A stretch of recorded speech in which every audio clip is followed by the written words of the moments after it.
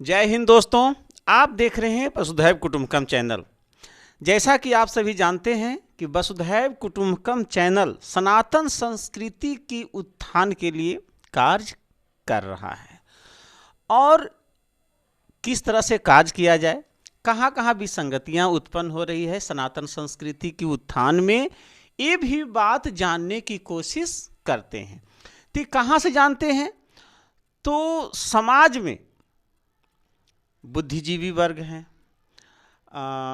व्यवसायी वर्ग हैं, तो जहाँ मुझे ऐसा लगता है कि इनसे बातचीत करने पर सनातन संस्कृति की उत्थान में कुछ विचार आएगा और उस विचार के माध्यम से आगे बढ़ेगा। या कोई समस्या होती है, कुछ प्रश्न समय के अनुसार खड़े होते हैं, तो उस प्रश्न की सच्चाई जानने की भी कोशिश करता हूं, क्योंकि 2023 मैं देख रहा हूं पूरे भारतवर्ष में सनातन संस्कृति के विरुद्ध में आवाजें उठ रही हैं। लेकिन ये भी जानना जरूरी कि आवाजें सच में हैं कि झूठ में है, क्या है। तो मैं कुछ प्रश्न लेकर आया हूं। उससे पहले मैं एक छोटा सा परिचय दूं। डॉक्टर बुद्धसेन प्रोफेसर, पत्रकार और हरे रामा हरे कृष्णा मूवमेंट के एक प्रखर सदस्य। तो आइए अब उनके पास चलते हैं कुछ प्रश्नों के लेकर। वसुधैव कुटुंबकम चैनल में सर का मैं स्वागत करता हूं और कुछ प्रश्न मैं बोलता हूं, उसके बाद सर उस पर अपना विचार व्यक्त करेंगे। प्रश्न: वर्तमान में सनातन संस्कृति के उत्थान में क्या सनातन संस्कृति के धर्म ग्रंथ ही बाधक हैं? दूसरा, कैसे सारे सनातन संस्कृति एक बन के रहें, इस पर भी विचार मैं जानूंगा। और प्रश्न है कि मैंने देखा है टीवी के माध्यम से, चैनल के माध्यम से, पेपर के माध्यम से, सनातन धर्म से जिसको पुकारू नाम हिंदू धर्म है, तो हिंदू धर्म से मैंने मुसलमान धर्म अपनाते देखा है, मुसलमान धर्म से हिंदू धर्म अपनाते देखा है, बौद्ध धर्म अपनाते देखा, ईसाई धर्म अपनाते देखा, और ईसाई वाले हिंदू धर्म भी अपनाते देखे हैं, बौद्ध वाले भी हिंदू धर्म अपनाते देखे हैं। लेकिन जैन धर्म, जैन पंथ को अपनाते हुए हमारे दिमाग में तो नहीं है। ऐसे सर भी कुछ अगर जानकारी हो तो ऐसा क्यों देखने को मिलता है कि जैन धर्म लोग अपनाने में कोताही बरतते हैं, या वास्तविकता क्या है? अब इसी मुद्दे पर सर से सवाल का उत्तर जानने की कोशिश करूंगा। सर नमस्कार। पहला सवाल आपका सनातन संस्कृति के संबंध में जो हाल के दिनों में विभिन्न लोगों द्वारा वक्तव्य दिए जा रहे हैं उसको लेकर है। और ऐसा पहली बार नहीं हुआ है, इससे पहले भी इस तरह की बातें होती रही हैं। जहाँ तक सवाल है कि हमारे धर्म ग्रंथ में कहीं इसका दोष तो नहीं है, वो हम जो समझते हैं अभी तक उसमें तो धर्म ग्रंथ में दोष नज़र नहीं आता है। हाँ, राजनेताओं द्वारा अपनी स्वार्थ सिद्धि के लिए समाज में फूट डालना हो, किस तरह से उसका लाभ हमको उठाना है, किस तरह से समाज को तोड़ करके वर्ग विशेष का हमको वोट प्राप्त करना है, इसको लेकर के अधूरा ज्ञान दिया जाता है। हम ज़्यादा दूर ग्रंथ की बात तो नहीं करेंगे। आप महाराष्ट्र में देखिए, शिवसेना ने अपने मुखपत्र में लिखा था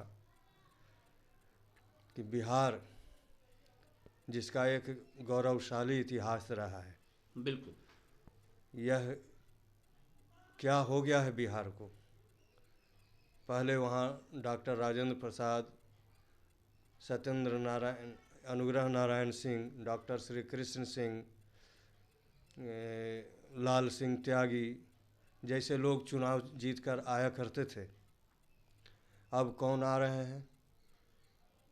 सूरजभान सिंह, शहाबुद्दीन, तो वगैरह वगैरह इस तरह के नाम उन्होंने अपने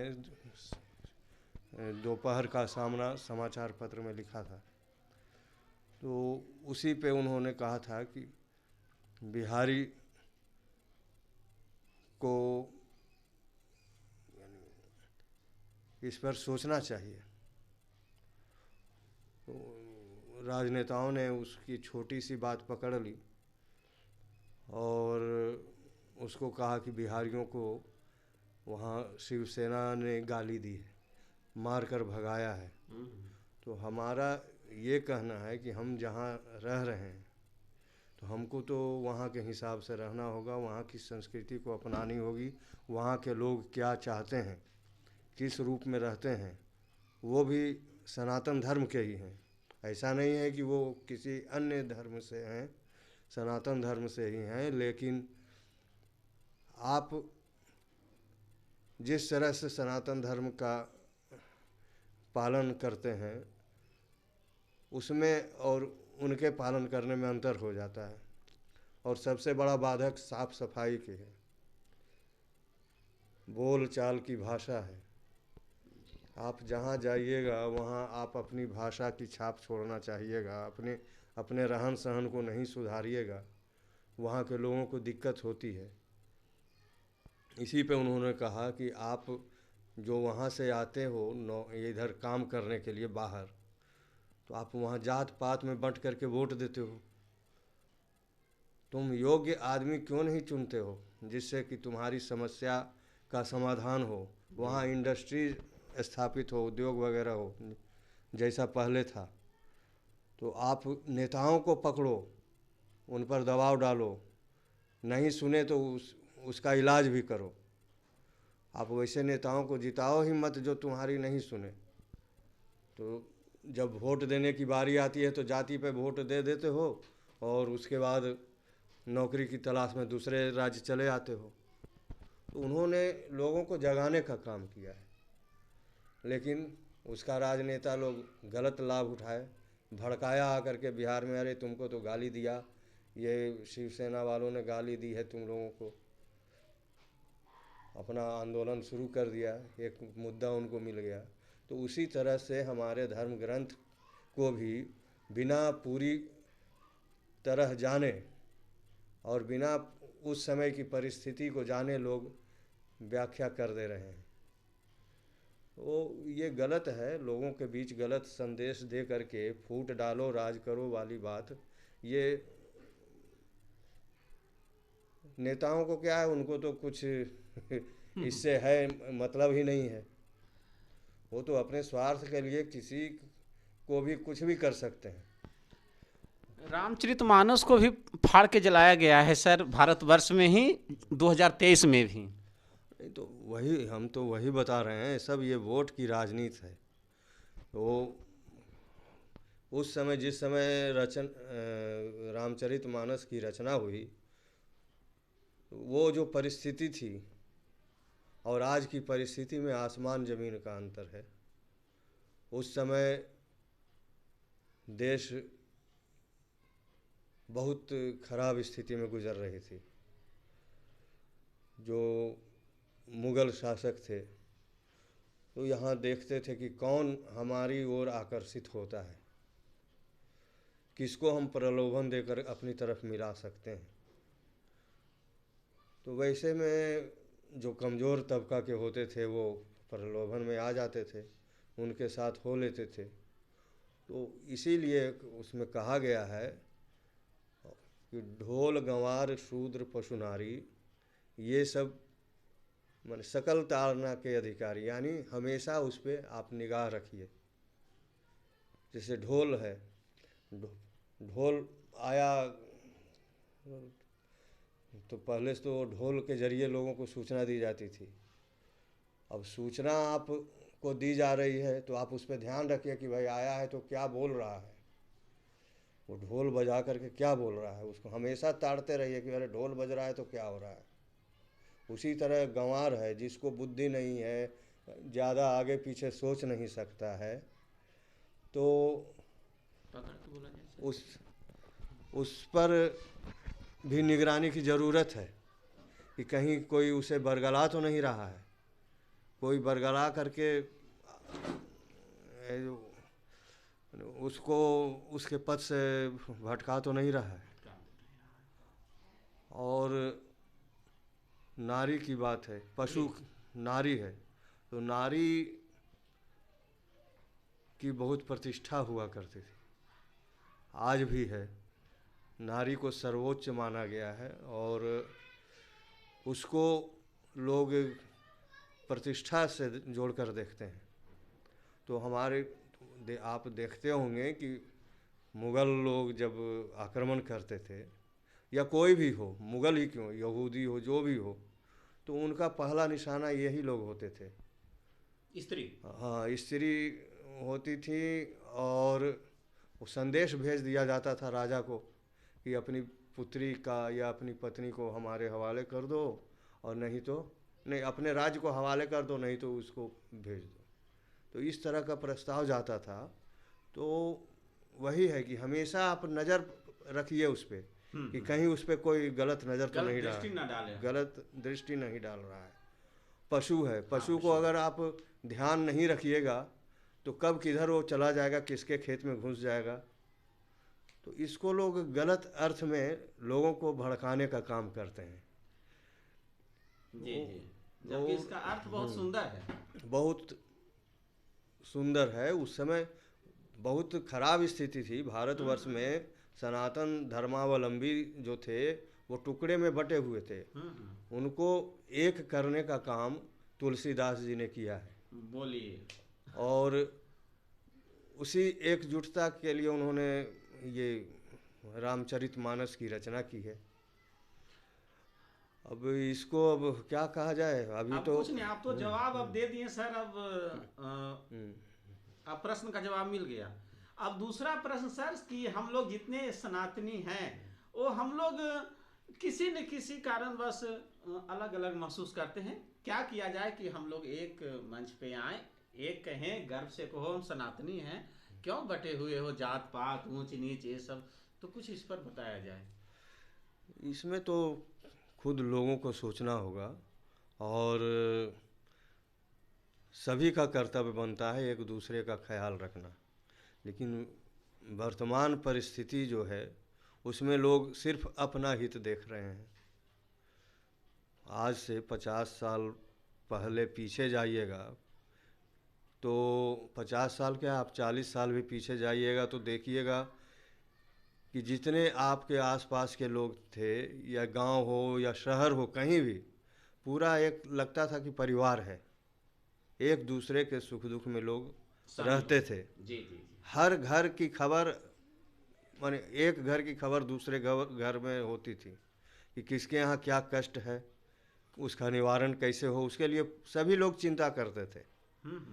अब है कि हमारा, अब तो भाई भाई में नहीं पड़ रहा है, तो अब क्या कहा जाए। जब तक हमारी समझ में जब तक लोग एक दूसरे का ख्याल नहीं रखेंगे, सिर्फ अपनी संपत्ति बढ़ाने के चक्कर में, भाई भतीजावाद के चक्कर में, जात पात के चक्कर में रहेंगे, तब तक नहीं समझ में आ रहा है कि ये इसको एकजुट किया जा सकता है।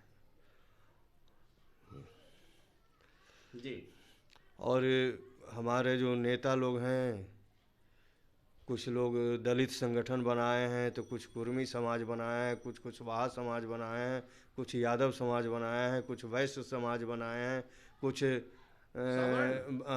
ब्रह्मर्षि समाज बनाए हैं, कुछ चित्रगुप्त समाज बनाए हैं, तो कुछ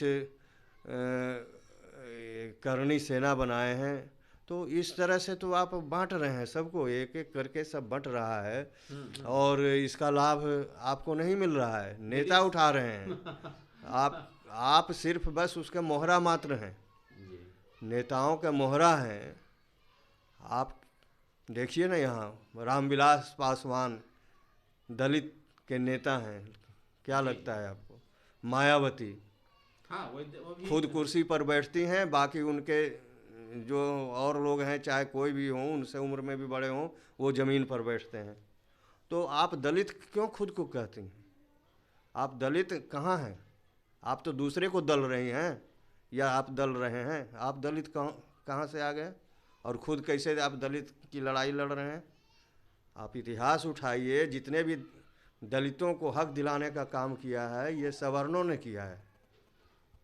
आप इसको आप दरकिनार करके और अपना सिर्फ वोट लेने के लिए हम जात के नेता हैं, तो ये गलत बात है। आज इसी का लाभ उठा रहे हैं लोग और सनातन धर्म को बांट रहे हैं, टुकड़ों में बांट रहे हैं।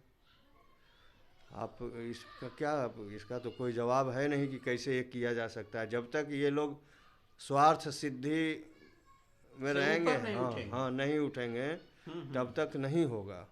और इसमें पहल आम आदमी को ही करना होगा। उनको देखना होगा कि ये हमारे लिए क्या कर रहा है। जो हमको जात के नाम पे लड़ा रहा है, वो तो गद्दी पे बैठ करके अरबों का मालिक बन गया, करोड़ों अरबों का। आप देखिए, अभी यादव नेता लालू प्रसाद कहलाते हैं, जब सत्ता में नहीं थे तो 90 के पहले उनकी क्या स्थिति थी और अब क्या स्थिति है। 90 क्या, जब पहली बार 77 का जब वो चुनाव जीते थे, उसके पहले भी उसके पहले तो बहुत खराब स्थिति में थे। हमारे मित्र, हम तो जिक्र नहीं करना चाहेंगे, लेकिन हमारे मित्र उनके घर पर जाते थे, उन्होंने जो बताया, हम खुद लालू प्रसाद के फैन हैं, उन्होंने जो जागृति लाई, हाँ और लेकिन बहुत काम उन्होंने किया है, लेकिन एक गलत काम किया कि लोगों को जाति में बांट दिया, और दूसरा गलत काम किया कि धन के पीछे भाग गए। धन लिप्सा ने उनको बर्बाद कर दिया। जी जी। अब एक और प्रश्न पूछे थे सर, जैन समाज का। हाँ, एक और सवाल हम पूछे थे कि हिंदू धर्म से मुसलमान धर्म बनते देखे, मुसलमान से हिंदू बनते देखे, बौद्ध से हिंदू, हिंदू से बौद्ध, ईसाई से हिंदू, हिंदू से ईसाई बनते देखा, लेकिन जैन पंथ की ओर जाते हुए हमको न के बराबर ध्यान आता है। क्या ये सच्चाई है या इस पर कुछ प्रकाश डालें?